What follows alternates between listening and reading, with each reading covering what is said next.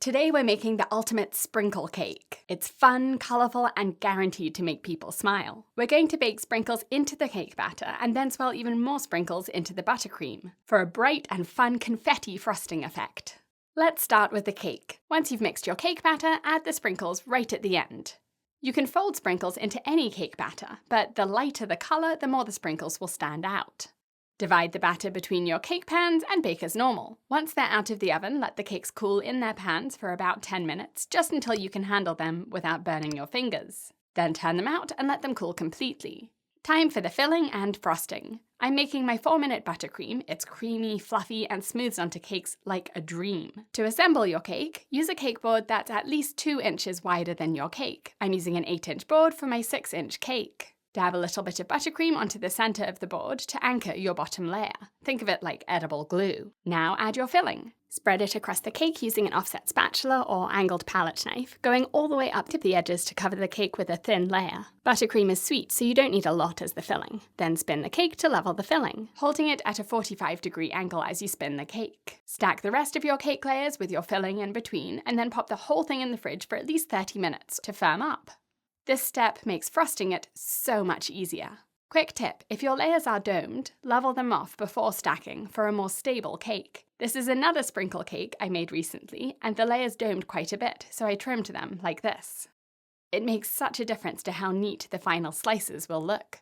While your cake chills, check your buttercream is the right consistency, adding milk a spoonful at a time until it's easy to stir like this. Okay, let's talk colour. Tint your buttercream any colour you like. I'm going with this soft lemony yellow to match my nails. And once the cake is cold and firm, we can crumb coat it. Now that it's firmly attached to the middle of the cake board, you'll need a cake comb or icing smoother or frosting scraper. I'll use this plastic one for the crumb coat.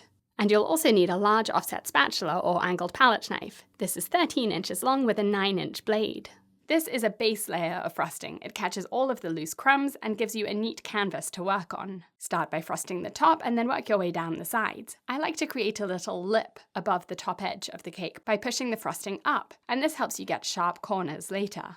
Use a cake comb or icing smoother or frosting scraper to scrape all the way around the cake to smooth it. Don't worry if it's not perfect because this is just a crumb coat. It's going to be covered up in a minute. Put the cake back into the fridge for another 30 minutes so that the crumb coat can set. It's almost time for the sprinkle frosting, but first, take out about half a cup of buttercream and set it aside for piping a border later. It's really important there are no sprinkles in this, otherwise they'll clog your piping tip. Now take the rest of your buttercream and fold in your sprinkles. Cover the cake just like you did for the crumb coat, starting at the top and then moving down to the sides. Use a bit more frosting than last time so you can smooth it out really nicely. Press the base of your cake comb down on the cake board to line it up straight, and then spin the turntable so that it scrapes around the cake. Use really light pressure so that it's barely touching the cake. Fill in any little dents or gaps with more frosting, and then scrape again until it looks nice and even. For the top edge, use your offset spatula or angled palette knife to swipe across the cake, from the edge towards the center, wiping it clean between each swipe so that you don't drag any buttercream back onto your neat top edge. Then once again, back into the fridge for 15 to 30 minutes to firm it up before you pipe onto it. Now let's pipe a pretty border. Spoon that buttercream you set aside with no sprinkles into a piping bag fitted with a 4B star tip or any other star-shaped tip.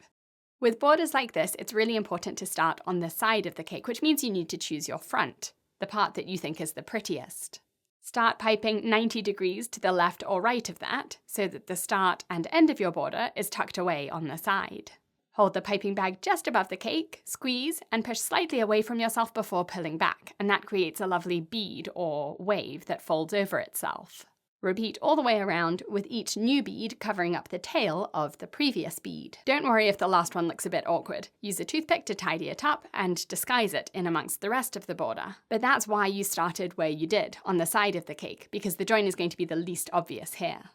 If you've got extra buttercream like this, you can pipe a matching border around the base too. Totally up to you. And that's it. Your ultimate sprinkle cake is ready to dazzle. You can store this in the fridge for 3 days. Just remember to take it out a few hours before serving so that the buttercream softens and the cake tastes its best.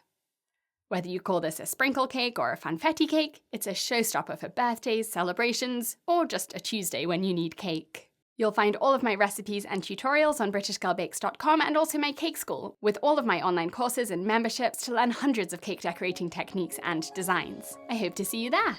Thanks for watching.